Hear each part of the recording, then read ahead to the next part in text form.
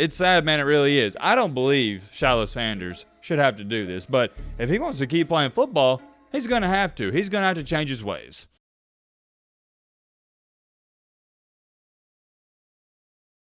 So yeah, we got a very interesting topic to get into tonight. At first glance, I wasn't going to address this, but I couldn't stop thinking about it, so here we are. I gotta speak up about this situation because I haven't seen anybody else talking about it. And this situation involves not the Sanders you're thinking of, not Shedeur, not the quarterback, but the other son, Shilo. It's gonna be controversial, to say the least. We're gonna talk all about that in tonight's video, but also we got two other topics to speak on. One of those topics includes one of the wildest penalties you're ever gonna see in the sport, and also somebody sent me this on Twitter as well. Thank you for this. And if you ever want me to talk about something, just send it to me. Who deserves to win Coach of the Year? It's been a while since I said this. We got a jam-packed video, 3 topics to go over. Get your popcorn, get your snack. It's going to be a good one. All right, man. Blah, blah. Shut the crap up. Now, without further ado, let's get into it.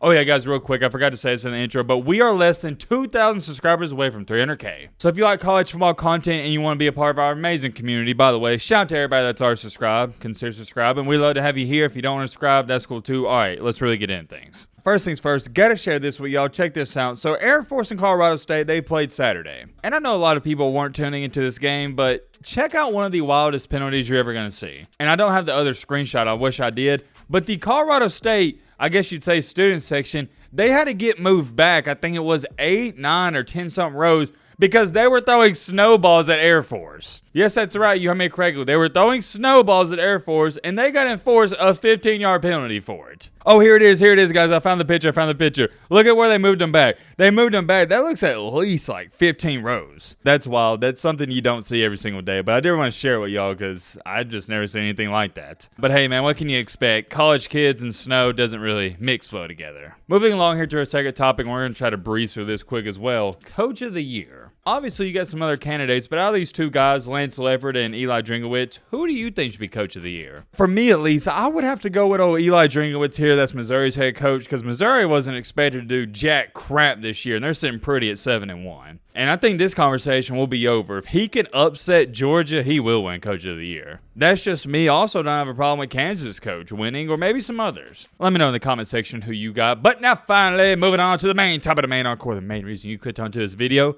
What's going on with Shilo Sanders? No introduction needed. You should know who Shilo Sanders is. Although we haven't talked about him too much on the channel, he is a pretty good player, and I do think it's a little bit, or not even a little bit, a lot of bit overshadowed by Shedeur Sanders, the quarterback. However, with that being said, Shilo Sanders, he is a really good football player, and he's a ball hawk. He is always around the football, and he is always wreaking havoc and causing turnovers. It's a similar trait that Dion possessed, and you shouldn't be shocked by this because they share the same DNA. The reason I bring him up, though, is because he was going viral Saturday night for this hit he had against a UCLA player. I'm sure some of you saw it, and when I saw it in live time, I was like, man, that ain't targeting. Get out of here. I didn't think it was that bad. I thought it was a football play, but when they did the replay, I kind of saw what they were saying, and when I first saw the couple of replays, I was like, oh yeah, they're going to throw him out. I'm not saying I agreed with it, but that was my immediate response to the replays. By rule and by definition, it was targeting because he led with his helmet and he hit the helmet of the UCLA player. And the problem with this is although he didn't really make helmet-to-helmet contact, when he dipped the shoulder, I'll try to zoom it in for you right here and show you a stop, I guess you'd say, frame.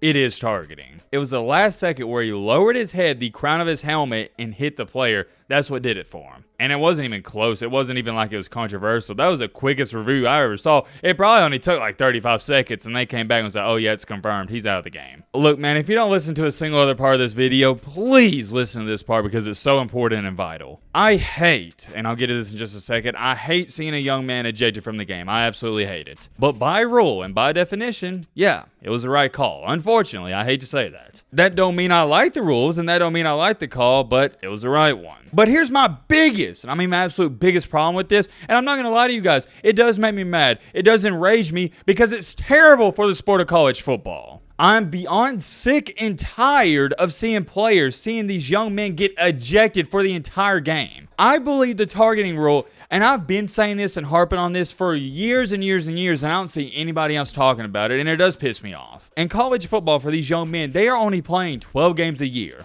They put in so much blood, sweat, tears, all that work and effort in the offseason, and for one play like this, they're out for the rest of the game. And that's not to mention, if this would have happened early in the third quarter, Shedeur Sanders, he would have missed the rest of this game, right? And then he would have missed the first half of the next game. It's BS. I'm tired of it. I'm tired of seeing kids get thrown out of the game for one mistake. I firmly believe the targeting rules should be this. You get 2 targeting calls and then you get ejected, not off of 1. We're penalizing these young men for making a mistake that they didn't even try to do intentionally. 99.8% of targeting is not intentional. They're not trying to hurt somebody. It just happens. It's football. Your natural instinct is to tackle a guy. When you're trying to make a tackle, when you're trying to make a play, you don't have time to think, okay, let me make sure I don't hit him high. No, you're just trying to get that guy on the ground. My biggest problem with this isn't the hit, the play, whatever, but I'm just tired of seeing ejections. We have to. We got to change the game. It's got to be changed to 2 targeting penalties, then you're out. Because I think we can all agree, if you get called for targeting twice, there's really no excuse for it. It's like, all right, you had your warning, and yeah, you're just out for the rest of the game, buddy. And it goes back to this. I'd say 90% of targeting hits, they're not even really that bad, and they're just beyond controversial. Same thing for this Shilo hit. Ask any football player. It's not a vicious hit. It's not brutal. It was a hard hit, but it wasn't anything crazy. He just hit the dude in the shoulder pads, and it just so happened Shilo at the last second ducked his head, and his helmet happened to hit the UCLA player's helmet. It wasn't bad. Don't care what anybody says, but, and I have a big but, going back to the rules here, that was the rule. He broke the rule, so I get the ejection. But my thing is, we got to change the standard, man. We got to bump it up to 2 targeting penalties, then you're out. Because I don't think it's fair for these kids to throw them out of an entire game. They only get 12 games a year. And Shilo Sanders even recently tweeted this out: bring old school football back. And I agree with him. As a fan, I'm tired of seeing this game get so soft, and every single hard hit, everyone's immediate reaction is, oh yeah, that's targeting. To me, at least, I think targeting should only be if you just completely destroy a dude helmet to helmet. That's it. But the way they have the rule set up, it is so controversial and it's so ticky-tacky and wishy-washy. For those of you that don't know, to give you some context, here's what the rule book, this is the NCAA rulebook, says about targeting. A player should be penalized for targeting if he makes quote-unquote forcible contact to the head or neck area of a defenseless opponent with the helmet, forearm, hand, fist, elbow, or shoulder. You see, that's why everybody's confusing all this, because you saw the Shilo Sanders hit and you're like, well, he didn't hit him with his helmet. And you're right, but it's not just with your helmet. You can hit a guy with your shoulder to the head or neck area, and that's targeting. And you can defend Shilo Sanders all you want, but he did break the rules. Yet again, I don't agree with the rules, but that's the rules. In my humble opinion, it should only be some kind of vicious helmet-to-helmet contact, and that's it. And I get it, we're trying to make the game safer, but at the same time, we're ruining the game for guys like Shilo Sanders. He wants to go out here and hit players hard,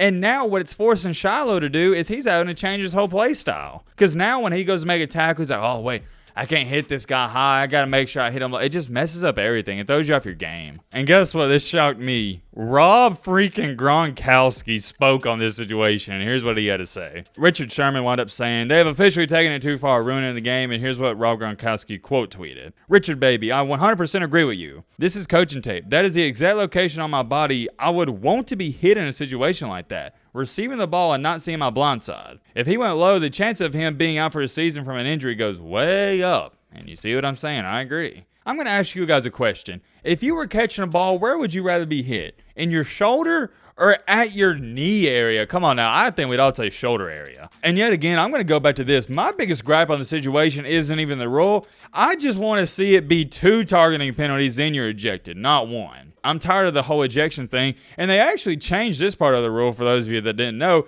They used to say you can't even watch the game with the rest of your team. You got to go in the locker room, but now they've changed it to where you can stay on the sideline, so that is a plus. If we're going to try to be soft and protect the players and have all this safety, cool, whatever, that's fine. But let's give these defensive players more than 1 strike and they're out. Let's give them 2, because a lot of times, and I don't even want to dive into this rabbit hole, the offensive player, he'll lower his shoulder, and what do you want the defensive player to do? The defensive player is at the disadvantage because if he lowers his shoulder, you have nowhere to hit him but in the shoulder neck area. And it goes back to this, Shedeur Sanders saying, oh yeah, bring back old school football. Well, listen up, my man.